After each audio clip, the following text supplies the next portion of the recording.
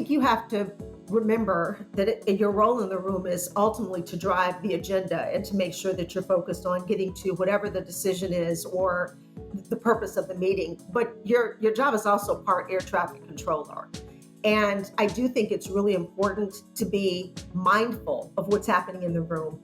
And this is part intuition, to kind of watch the nonverbal cues, to watch for people that are attempting to have a voice. And you can tell by people's facial expressions and their body language when they're trying to insert themselves into the conversation, and to make room for that. And yes, there are always going to be people in the room that are dominating the conversation and that are, as you described, taking the air out of the room. And it's up to you to take the air out of their cell a little bit and to kind of create space for other people to have a discussion. I think it's important to just stop periodically throughout the meeting and to simply ask a question. Does anybody else have a perspective? And I think another critical question that we have to start asking more is, does anyone have a different perspective?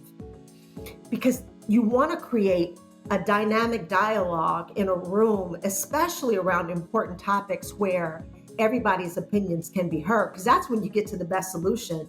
It's never great when everybody is all saying the same thing and nodding their heads yes. You really want to encourage dissenting opinions. And the best way to do that is to just pause and pull people into the conversation. And another thing that I think is incredibly important is that when you see people in the room that are not well represented, and that can be based on any number of demographics, stop and ask them their opinions. I love it when I'm able to turn to some of the younger talent in the organization and to say, what do you think?